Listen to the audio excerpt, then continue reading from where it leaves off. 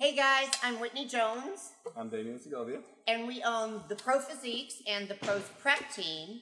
And we are opening up a series called The Pros Point of View.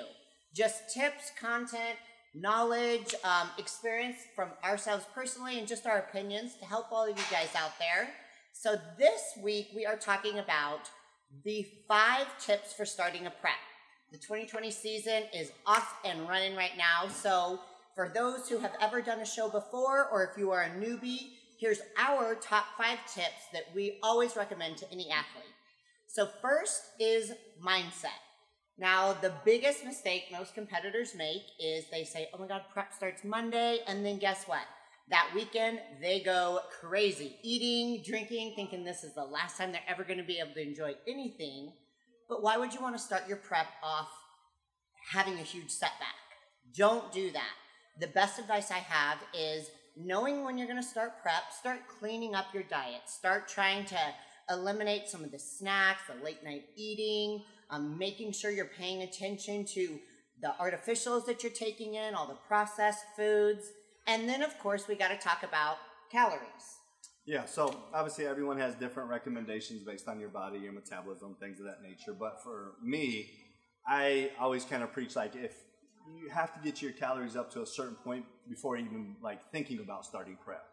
The nice thing about the NPC is there's shows every weekend in every state. So if you're not going to be ready in time, that's fine. But at least for me, the lowest recommendation I think is around 2,000 calories.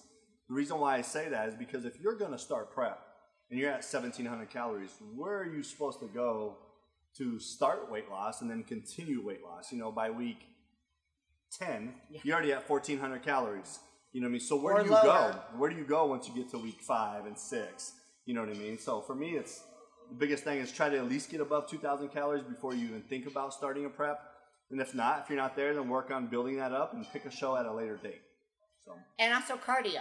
A lot of times, if you're going to start your prep and your coach all of a sudden cuts your calories drastically and starts you off at the beginning of prep with, say, an hour of cardio, same type principle. Where do you go from there? The only thing that you are able to do is just add more and more, and that's not the best approach. So pay attention to those simple things as you start your prep. Number 2, you want to take this one? That's you. Okay, so number 2 is just routine, getting organized, working on your schedule. With any athlete, there's so much that's involved in a prep, from getting all your training in, getting your cardio in, meal prepping, doing stretching, rolling, body work. If you're not organized, if you don't have a schedule in place, then you're setting yourself up for failure. Not the way to start a prep. Also, simple things like start trying to pay attention to your water intake, making sure you're getting enough sleep. Sleep is so crucial, and going to bed early enough, getting quality sleep, getting up, having the energy to do your fasted cardio if you're doing that. So just getting organized in general.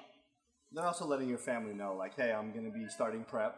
Maybe have a sit down with everybody that you're close to and kind of let them know what that entails so they can kind of help support it and they also understand what you're going to go through.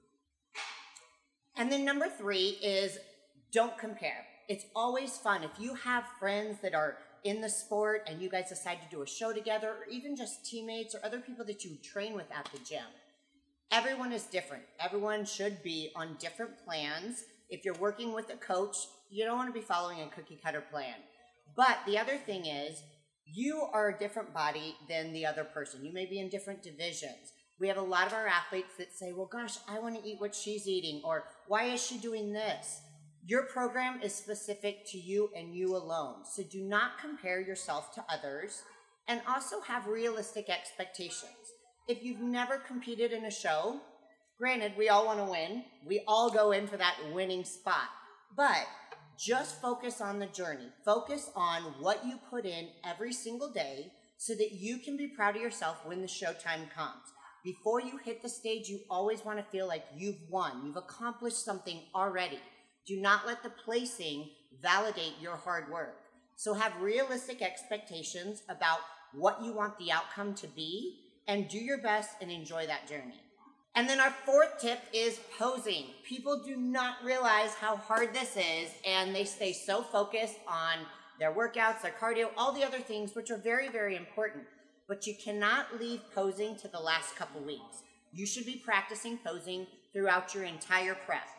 Yes, your body is changing. So posing gets easier as the weeks go on, as your body gets leaner, but you've got to get comfortable with your body angles. You've got to get comfortable walking in heels if you're a female. But it takes practice. It takes practice, conditioning in order to hold the poses long enough. You don't want to be on stage breathing heavy and your stomach in and out because you haven't been practicing. And you want to make it look effortless. So that only comes with putting in time each and every week throughout your whole prep. And number 5, very, very important. I'll let you take this one. It's trust the process, but don't get mad at other prep coaches, but also ask questions. We always say, trust the process, but at the same time, you should be able to ask your coach questions, because if you have an understanding of why you're doing something, it's going to allow you to trust that process. If your coach tells you just because, or because I said so, or because that's the way it's done, most likely either A, doesn't know the answer, he's just kind of doing what he's always done, or he just doesn't have time to answer that question. Now, granted, most of your top tier coaches are extremely busy, but if you reach out to them and let them know you have a series of questions versus like texting or emailing every single day, every question, maybe say, hey, can we sit down and have a phone call this week and go over some things that I have concerns with, because I want to better understand what I'm doing so I have a better belief in what I'm doing. And that's the biggest thing in our sport. You have to be really careful to follow with blind faith. It can cause some problems later on down the line that you might not be aware of as a new competitor. So even somebody like me who's very busy, I would much rather you ask than me find out at the end of the week you've been doing something incorrectly and we lose that time. So I'm always going to tell my athletes to ask questions because I'm always going to find time to answer them, just because that's who I am as a coach.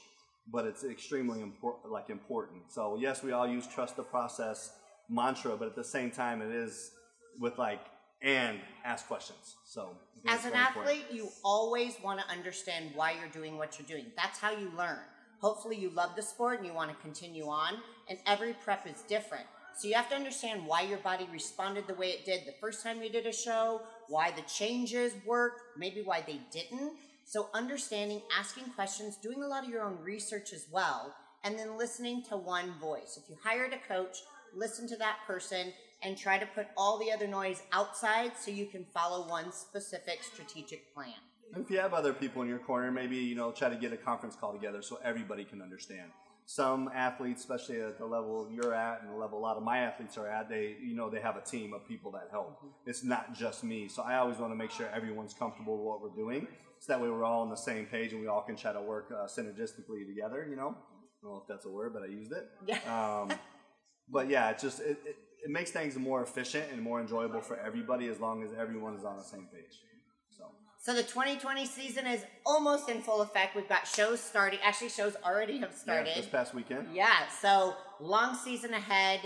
For anyone that has questions, obviously we are always a resource here, trying to provide some information, knowledge, and of course, always some fun tips. So thanks for joining us on the Pro's Point of View, and happy prepping.